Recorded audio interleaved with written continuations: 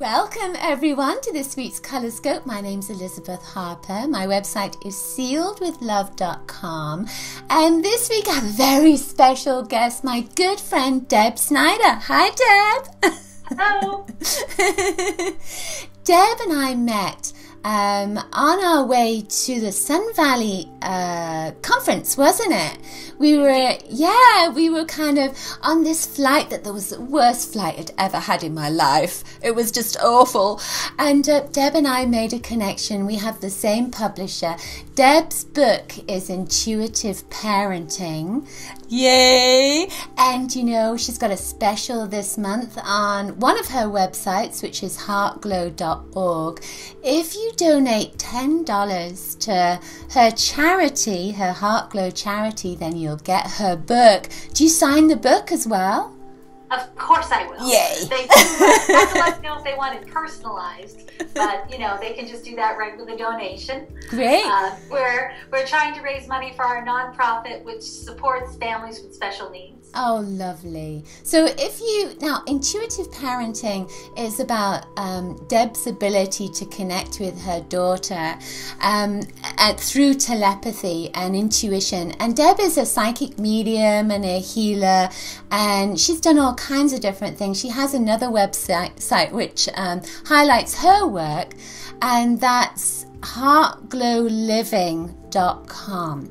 So do take a look at her work, and even if you're not a parent with intuitive parenting, it's perfect for something like animal communication or communicating with loved ones in spirit, because it's about that connection, making a connection through telepathy, through your own intuitive ability with maybe somebody that's discarnate or somebody that is here and cannot speak and cannot communicate, like Deb's daughter. So now, Deb and I have decided on 3 colors that link with love, of course, with the heart energy. So use your intuition to select one of the 3 following colors: fuchsia, burgundy, or pale pink. Fuchsia, burgundy, or pale pink. All right then, so we're going to go with fuchsia first. So fuchsia is kind of like the color I'm wearing, maybe a little bit darker. Fuchsia is a flower, so an aspect of it is about opening up and flowering. But if you've ever seen a fuchsia flower, it kind of is small like this, but many of them are fuchsia colored, and they look like they're taking energy in but holding it all to themselves. When you wear fuchsia, everybody loves you. So that fuchsia energy is about being loved at this moment, but it's about self-love as well. So when you love yourself, everybody loves you. When you wear fuchsia, everybody loves you and you love yourself. So it's very much about loving yourself, and then other people love you too. I feel that fuchsia energy, it has pink, it has red, it has a little tiny bit of blue in it. So there's a sense of also connecting with your mother and receiving mothering love, and connecting with your siblings and receiving that family love, but specifically with mother love. Blue is an energy, believe it or not, of mothering. So I feel almost like there's a need for you to connect with your mom right now, and maybe connect with your own mothering abilities, maybe about connecting with mothering yourself.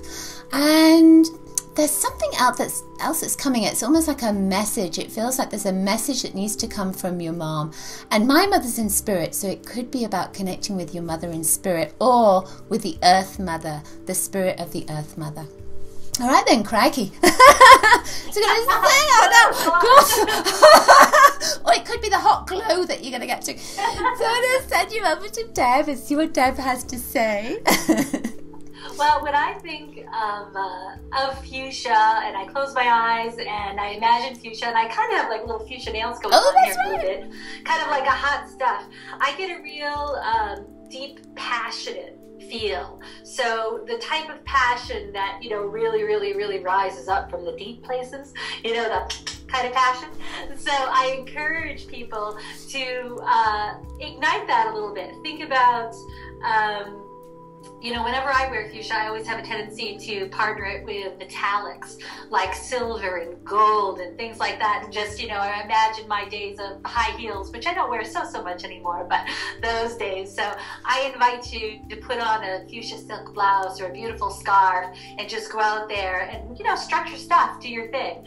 Now, part of that probably comes from my days when I worked at a photography studio, and the colors we had to wear were fuchsia and black. So we all looked like, you know, had all this fuchsia around us. So I have a tendency to think of it as with a lot of, you know, kind of makeup and dolled up. So, but what I did to help prepare for my time with you today is I asked Spirit to communicate with me through my dream deck, which is a really cool deck that was not designed for divination, but it's one that I've used for over 12 years, just kind of did on my own, and it's really, really beautiful deck. And I asked 4 cards that would support whatever we were talking about, not knowing what colors we were going with. So it's kind of cool because we're getting a little in and out sideways door.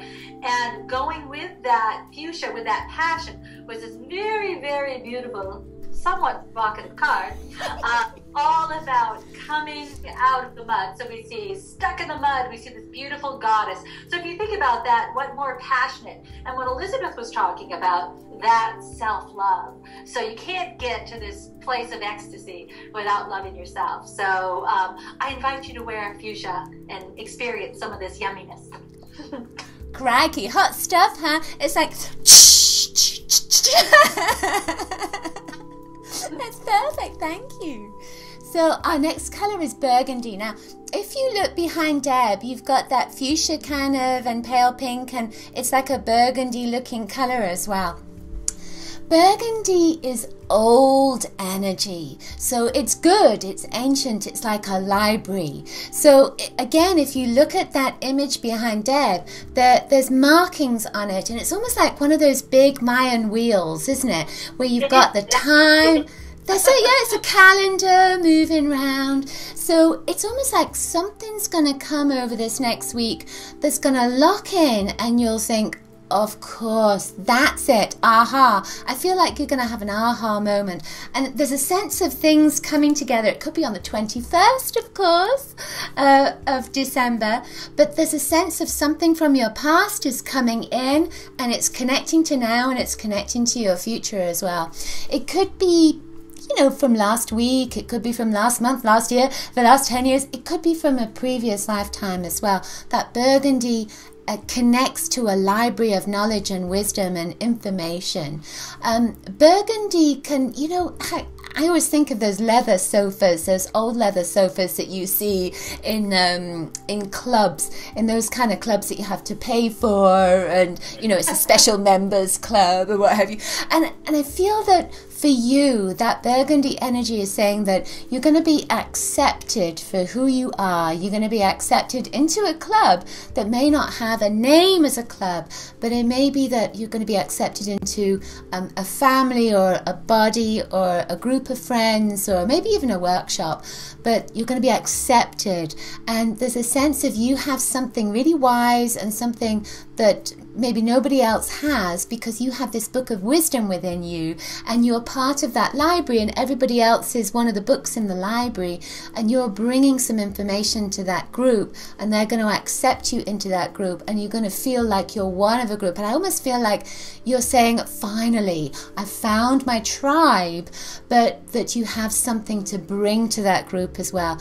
And it may be that you're going to start publishing something or writing something or creating something that you're going to put out there that also connects to ancient wisdom. All right then. I want to pick that color. Well, we are actually in my meditation room. I wish I could give you the full 360 view, but this is one of the beautiful tapestry mandalas that I have here. And even though it's fun to sit in front of it, it's even more fun to face it and dive right down the center of it. So that's kind of why it is here in this particular space. And it is beautiful to look at. And what Burgundy calls to me about and reminds me of is a regalness, a sense of majesty. And, you know, so we think tapestry, we think velvet, we think royal, we think again, a higher value. What are you worth? What are you accepting from other people? Are you living to the level of majesty? Are people treating you like the queen or king that you should be treated like, or not so much? Now, the great thing about this is that I have this beautiful, beautiful, beautiful card about our power center. So as we know, gold, the third chakra, power center of our body. So when we're talking about, isn't it beautiful? I just love it. So when we're talking about regalness and we're talking about who you are you in your queenly state, your kingly state, or whatever? It comes from your place of power. Are you using that power wisely? Are you not using that power wisely? So I encourage you to really think of that. I think a lot of people have a tendency to misuse that. They think, oh, well, that's all about ego. No, not necessarily. Having a really, really good opinion of yourself and knowing what you know and knowing what you don't know is really important. Jumping a little bit off what Elizabeth said, I had this beautiful dream the other night in which we were all the people in my dream, all my fun people in my dream, were showing up at this type of library with these beautiful leather-bound books.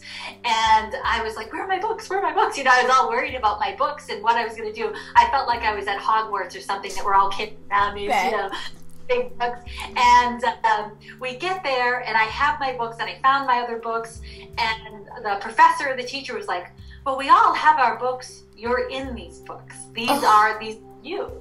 So it was really cool. So based upon what Elizabeth was saying, that dream makes more sense to me now. Right. So realize that sometimes when you have these little oracle exercises, it's going to help you tie together pieces that you didn't get a month ago, or you'll experience a month from now and you'll be like, oh, I get it now. So thank you, Elizabeth. That's cool. That's really cool. I love that. And that's interesting that card was a circle as well, like that circle behind you, and it's like the circle of time, and that's fabulous.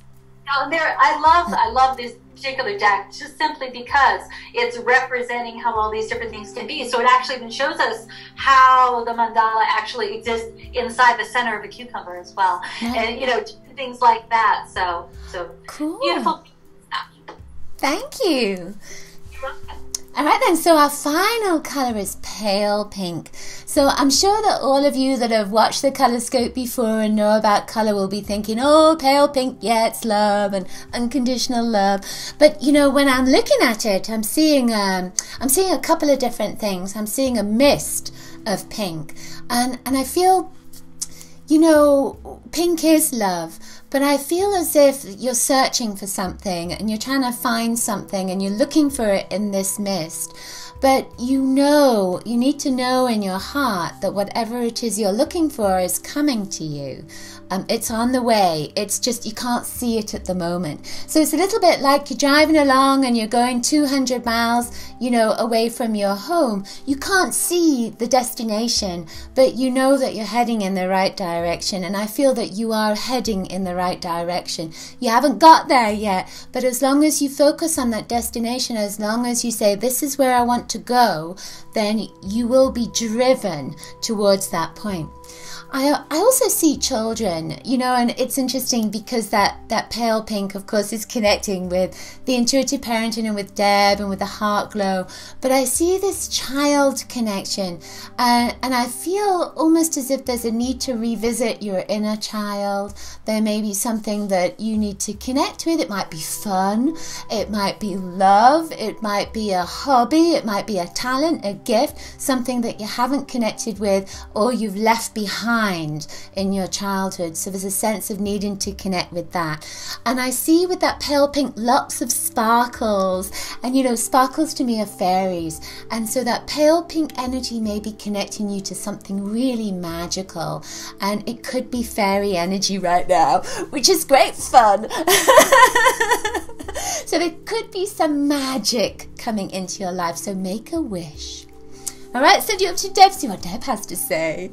Well, I will take magic, please. 2 helpings. Actually, for me, pink, the first word that I wrote down, because I kind of like, that's how I do it, I kind of like go with it, is innocence and remembering our innocence. We get so jaded. We get so just spent and burnt out from life experiences. Every decade, we've got a little scar here and a scar there. And sometimes we forget that we can clear that out. Just like as we clear our auras, we need to kind of clear our memory banks too, and know that it's time to remember some of the things that have happened in our past and choose ceremonially to forget them and to move on and send it to pink light.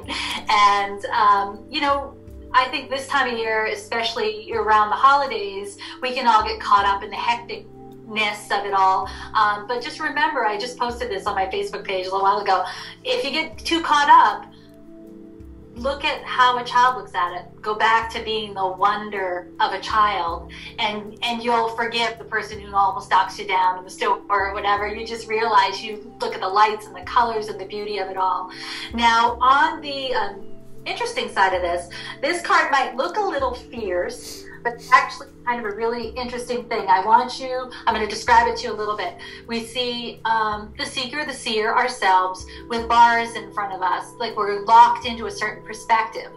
Behind that person is beautiful pink sky. And locked down. They are so focused on their pain and their imprisonment, they don't realize they can walk right out the back into the... So, again, when Elizabeth said to do this, these cards are drawn separately of what our colors were, but you see how things all link together for the lessons that we're supposed to learn. So, to end, because I was thinking this is kind of a dark card for pink. Look, pink is showing itself and letting us know that's where you can go. So,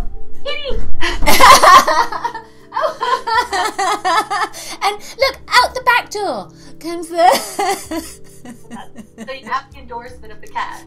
So I just want to remind people that I do a lot of work with families. That's been the focus of my work with intuitive parenting and with animals, helping people with their stuff. And this is kind of how it all connects. How we're letting people connect heart to heart and move forward and realize that energy transcends intellect, and your heart will never lead you wrong. So.